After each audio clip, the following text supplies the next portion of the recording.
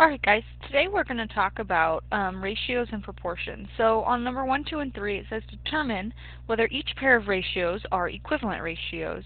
Right, yes or no. So what they mean is they want us to look at these ratios, and a ratio is just a comparison of two things as a fraction.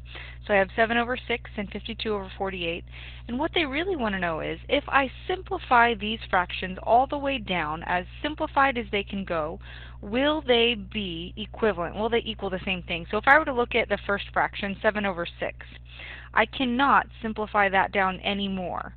But if I were to look at the fraction of 52 over 48, I want to know if they are equivalent fractions.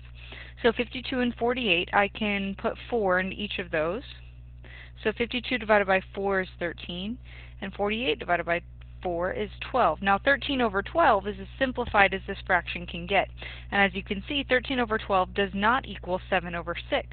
So these would not be equivalent ratios. However, we're going to do this a little bit simpler.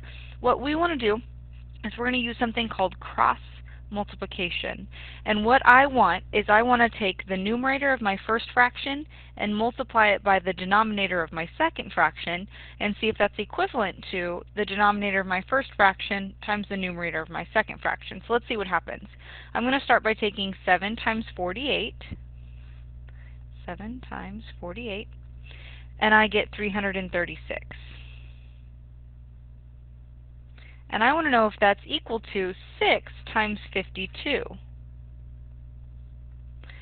which is 312. So as we can see, those are not equivalent fractions or equivalent ratios. So what we need to do, it says determine whether each pair of ratios are equivalent, right, yes or no. First of all, this is not a true statement, so I want to cross it out.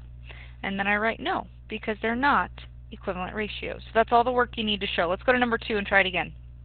First, I want to take the numerator of my first ratio times the denominator of my second ratio. So 3 times 66. And I'm going to get 198. And I want to see if that's equivalent to 11 times 15.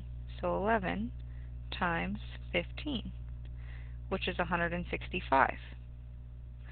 Since they do not equal each other, we cross out the equal sign and we write no, because they're not equivalent ratios. Now number 3, I want to take 18 times 48,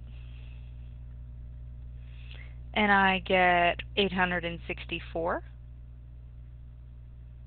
And I want to see if that's equivalent to 24 times 36, which gives me 864. So since these are equivalent ratios, their cross products do equal, they are equivalent ratios. Now that means if I were to simplify both of these fractions all the way down, they would be the same fraction. Now in number 4 it says solve each proportion, give exact answers as improper fractions. So since we learned about equivalent ratios, when we have two ratios that are equivalent, that's what's called a proportion. Now when we have a proportion, they're telling me this is a proportion, which means that without a doubt they are equivalent ratios. But if you'll notice, they're missing one of the variables in this ratio. So to solve for that ratio, we need to use cross multiplication. So that means I can take 5 times 54,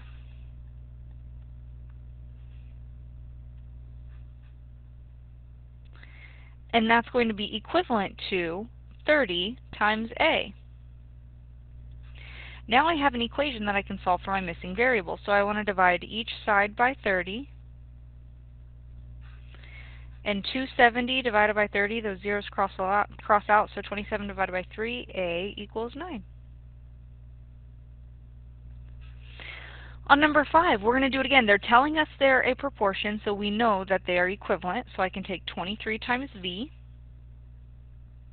and that's going to be equivalent to 46 times 34. Which gives me 1564.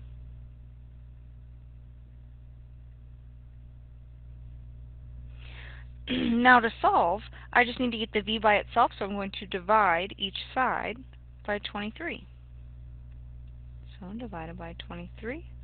1564 divided by 23 is 68. So v equals 68. We're going to box our answer. On number 6, again, we're going to cross multiply, so 40 times 7 which gives me 280, is going to be equivalent to 56 times k. Then we can divide each side by 56. And 280 divided by 56 gives me a result of k equals 5. On number 7, things start to get a little bit different. If you'll notice in the denominator of my first ratio, I have 2 terms. So whenever you see more than one term in your ratio, the first thing you need to do is group it with parentheses, because when we cross multiply, I want to take the entire numerator of my first ratio and multiply it by the entire denominator of my second ratio. So 7 times 6 is 42.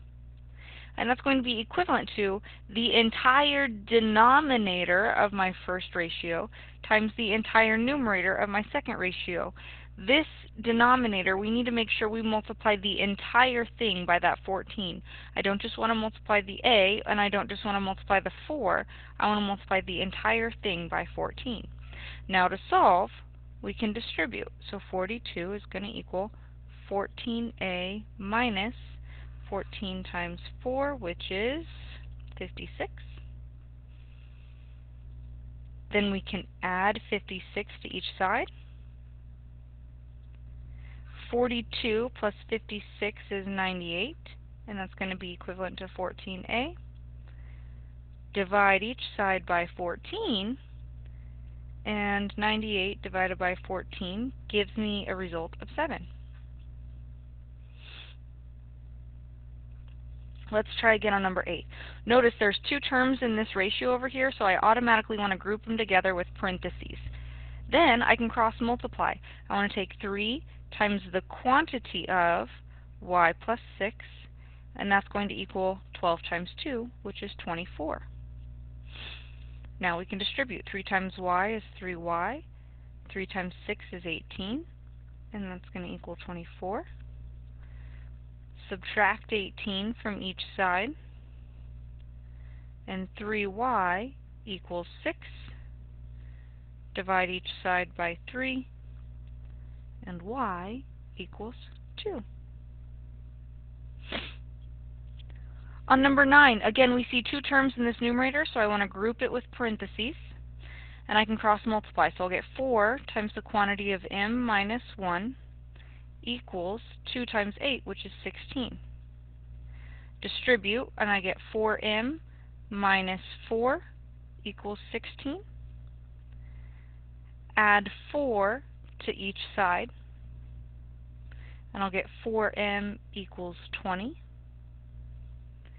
Divide each side by 4, and I'm left with m equals 5. Alright, now what I'd like you to do is pause the video and do the next 3 on your own. Okay, now the numbers for these problems are backwards, so it says 12, 11, 10 instead of 10, 11, and 12. But on number 12, you should get 2/3. Now I want you to leave that as a fraction. Please do not give me that as a decimal. On number 11, you should get r equals 3. And on number 10, you should get x equals 32 over 7. Next, it says on the following story problem, set up a proportion with labels to answer the question. Now, I'm going to be very honest. I understand that there are multiple ways to solve these problems, and I get that. However, what's important to me is that you solve these problems by using proportions with labels. So if you get the answer another way, you are going to lose points, because I need to see that you can get the answer by using a proportion with labels. So on number 13, it says Yolanda paints a room that has 400 square feet of wall space in 2.5 hours. At this rate, how long will it take her to paint a room that has 720 square feet of wall space? So what's important is they did tell us to set up a proportion with labels to answer the question, and I know that a proportion is a fraction that's equal to a fraction. So I'm going to start by drawing a fraction equal to a fraction. Now the problems will always give us information grouped together that'll explain that we need to put those 2 numbers together on one side of the proportion. So the first sentence, Yolanda paints a room that has 400 square feet of wall space in 2.5 hours. So notice they grouped those two numbers together. That means those two numbers are going to create one side of my proportion, or one ratio. Now, one of these is going to go in the numerator and one of them is going to go in the denominator. It does not matter which one goes where. For me, I like to put the first number on the numerator. So I'm going to say 400, and then don't forget to bring that label. The label, square feet, is actually the most important part of the proportion because they want it to be with labels. Now, if 400 square feet went in the numerator, I'm going to put 2.5 hours in the denominator. Now, for me, since we're working with a word problem, I'm going to change this to a decimal as 2.5. That's just going to be a little bit easier for me to work with in the future. Now, the labels are the most important part of this proportion. So notice on the left side of my proportion I have feet squared over hours. I need to take those labels and automatically shift them over. Feet squared over hours. That should be your number one step after you get the first ratio set up. Now let's finish reading the problem. At this rate, how long will it take her to paint a room that has 720 square feet of wall space? So the next number that I have is 720, and it has a label of square feet. Notice I already have this label of square feet here, so that's very easy. Now I know where to put my 720. And then finally I have a blank down here, and I can call it hours, or x for hours. Now to solve, all I need to do is cross multiply, and when you cross multiply, your labels can disappear. So 400 times x is going to be 400x, and that's going to equal 720 times 2.5, which gives me 1800. Now to solve for x, I divide each side by 400, and if I take 1800 divided by 400, I will get 4.5. Finally, you just need to make sure that you have a label. Now 4.5 represented x, and if you'll notice over here, the label for x is hours, which makes it easy to label our answer. But I want you to double check that your answer makes sense, that the label makes sense with your answer. So at this rate, how long will it take her to paint a room? 4.5 hours. The answer makes sense. Number 14, Walker is planning a summer vacation. He wants to visit Petrified National Forest in Meteor Crater, Arizona, the 50,000-year-old impact site of a large meteor. On a map with a scale where 2 inches equals 75 miles, the two areas are about 1.5 inches apart. What is the distance between Petrified National Forest and Meteor Crater? So, just like last problem, I want to start by setting a ratio equal to a ratio, setting up my proportion. Now, I'm going to take it a sentence at a time and find the pieces of information to fill my proportion. Walker is planning a summer vacation. That doesn't help me. He wants to visit Petrified National Forest in Meteor Crater, Arizona, the 50,000-year-old impact site of a large meteor. Now notice here they gave me a number, but this number is just describing what's happening. It doesn't help us with our proportion, so let's keep going. On a map with a scale where 2 inches equals 75 miles, the two areas are about 1.5 inches apart. So notice they grouped 2 inches and 75 miles together. So that's going to be my first ratio, 2 inches and 75 miles. Then, once I've set up that half of my proportion, I bring the labels straight over, inches in the numerator, miles in the denominator. The two areas are about 1.5 inches apart. So the label is inches, it's going to go in the numerator, and instead of writing 1.5, I'm going to write 1.5. What is the distance between Petrified National Forest and Meteor Crater? So I need to put an x in here, and we can cross multiply. 2 times x gives me 2x, and that's going to equal 75 times 1.5, which is 112.5. Divide each side by 2, and 112.5 divided by 2 is 56.25, and my label is miles. Now let's make sure my label makes sense. What is the distance between the Petrified National Forest and Meteor Crater? 56.25 miles. That works. Now, I only allow decimals in your answer when you're working with word problems. Otherwise, you need to use fractions. On number 15, it says, in an election, Mr. Smith beat Mr. Jones by a 3-to-2 ratio. If Mr. Jones got 6,500 votes, how many did Mr. Smith get? So, here they give us the ratio. I'm going to start with my proportion, but they give us my first ratio. So, I told you at the beginning of this video that a ratio is a comparison of two things as a fraction, like 1 over 2. But we can also write it with a colon separating it. So 1 to 2, those are equivalent things. They mean the same thing. So when they give us 3 to 2, that's saying 3 needs to be in the numerator and 2 needs to be in the denominator. Now if we were to talk about our labels, let's look at what they're talking about. It says, in an election, Mr. Smith beat Mr. Jones by a 3-to-2 ratio. So they're talking about votes, but it wouldn't make sense to put 3 votes over 2 votes because then you can't distinguish them apart.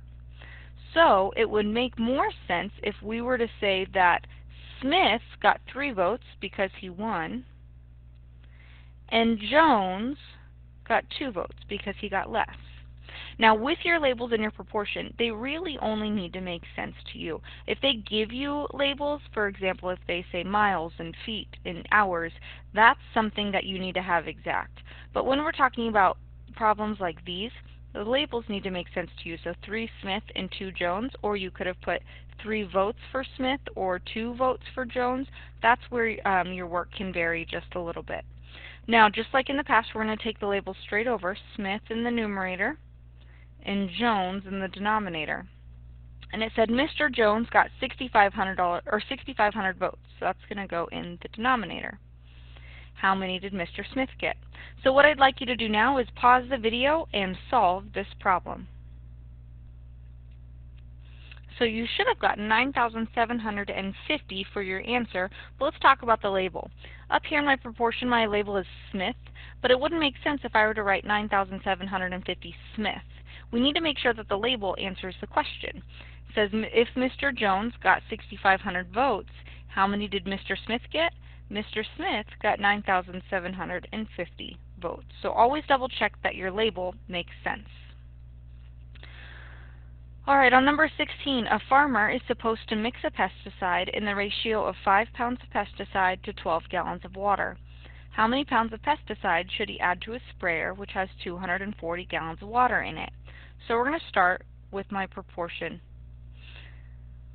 On the left side, notice they grouped 5 pounds of pesticide with 12 gallons of water. So I'm going to put 5 in the numerator and 12 in the denominator. And the label can really be up to you. If you want to put 5 pounds over 12 gallons, that works. Or if you want 5 pesticide over 12 water, that also works. And then I'm going to bring the labels straight over and finish my proportion. How many pounds of pesticide should he add to his sprayer, which has 240 gallons of water in it? So I'm going to have 240 gallons and X pounds. Now I can cross multiply. So go ahead and pause the video and finish solving this problem. Alright, you should have gotten an answer of 100 pounds of pesticide. Finally, I would like you to pause the video and do number 7 completely on your own. Alright, hopefully you set up your proportion as 0.25 cups over 3 eggs equals X cups over 60 eggs. Cross multiply and then divide, and you should get a total of 5 cups of vanilla. Alright, that concludes this lesson. If you have any questions, please let me know.